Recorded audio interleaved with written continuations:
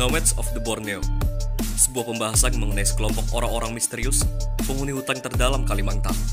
Sebelumnya kita telah membahas chapter 1 dan 2, sekarang kita lanjut ke chapter 3. Agar tidak gagal paham, saya sarankan kalian menonton chapter-chapter sebelumnya yang membahas mengenai keberadaan orang-orang nomaden di titik terdalam belantara Kalimantan.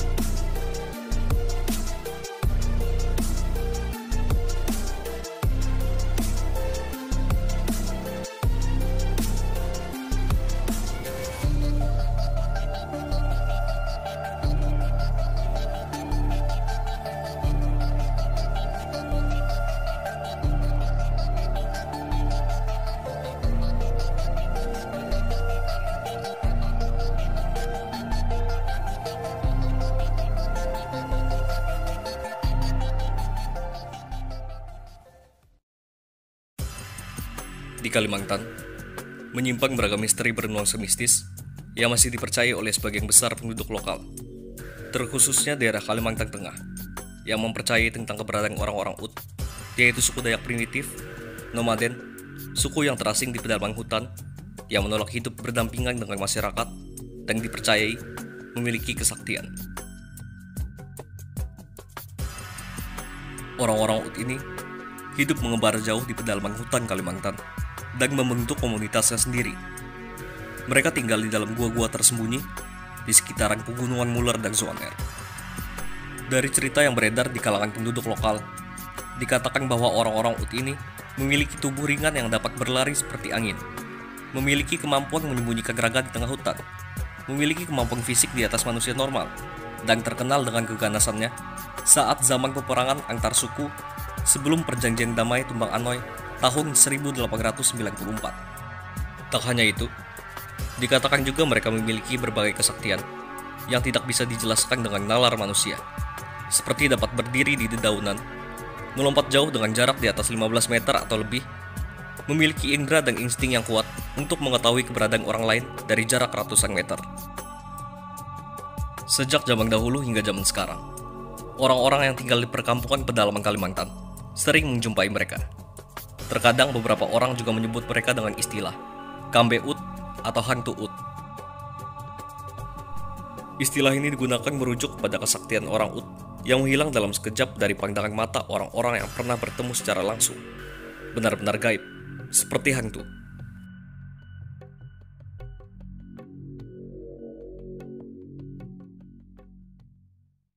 Dalam bahasa Dayak Dohoy, atau yang sekarang disebut Dayak Ut Danum, Ut artinya ialah hulu.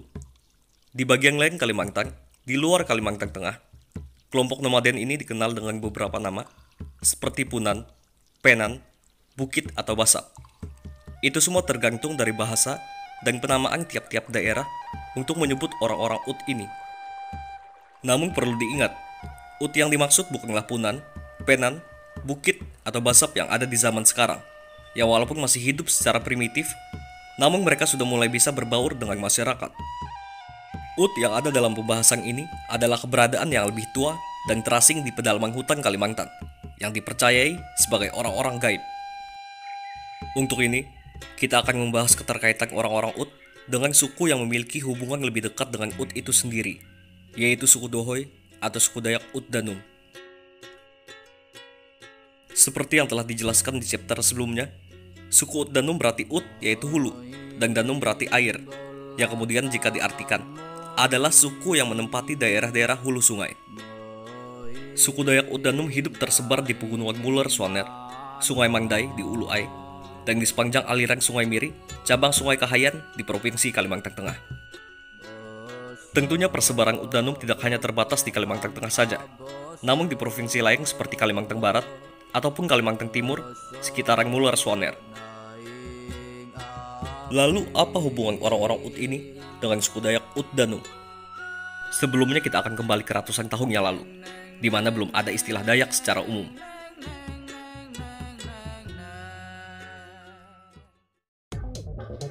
Dahulu sebelum adanya penamaan Dayak, Setiap suku memiliki nama tersendiri, seperti Dohoy, Kenya, Iban, dan lain-lain, tanpa menggunakan istilah Dayak. Pada zaman dahulu, daerah hulu sekitaran Mular Swaner merupakan wilayah kekuasaan suku Dohoy, dan orang-orang yang menempati daerah itu akan diberi label sebagai orang Ut, yang berarti orang hulu sesuai bahasa Dohoy itu sendiri. Jadi, istilah Ut tidak memaksudkan kelompok suku atau etnis nomaden secara spesifik, namun nama itu diberikan untuk setiap kelompok orang manapun yang tinggal di daerah hulu sungai. Dari sini disimpulkan bahwa hanya di daerah orang Dohoy, para nomaden tersebut dikenal dengan nama Ut. Setiap kelompok nomaden atau mantang nomaden yang memasuki wilayah Dohoy akan memenuhi syarat atau diidentifikasi sebagai Ut. Di luar daerah Dohoy, mereka akan dikenal dengan nama lain. Selain itu, kelompok orang yang disebut Ut kemungkinan besar tidak mengkarakterkan diri mereka sendiri sebagai Ut, namun akan menggunakan nama yang berbeda. Istilah ini disebut eksonim, seperti orang Rusia menyebut Indonesia dengan nama Indonesia, Jerman Indonesian, Turki Indonesia, dan lain-lain. Bagi suku Dohoy, atau sekarang disebut suku Ut Danum, mitos mengenai orang-orang Ut ini adalah suatu cerita yang mendarah daging. Diturunkan secara turun-temurun, bahkan berkali-kali, masyarakat Ut Danum bertemu dengan orang-orang Ut nomaden ini yang dalam sekejap berlari dan menghilang dalam lebatnya belantara. Mantu sering buat perahu buku yang bintang. Jadi saya masih kecil kayak gini. Itu sering ketemu.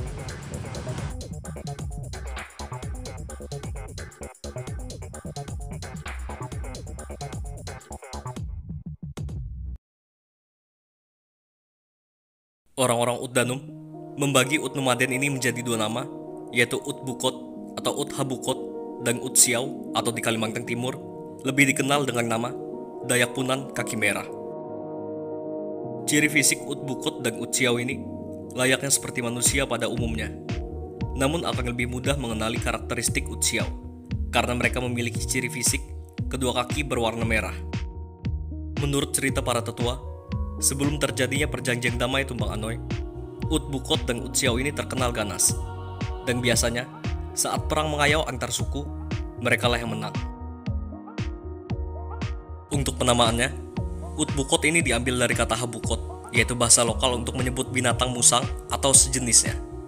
Karena Ut Bukot ini dikatakan sanggup melintasi hutan pada malam hari dalam kegelapan yang pekat dan memiliki indera penciuman yang tajam yang dapat mendeteksi manusia dari jauh.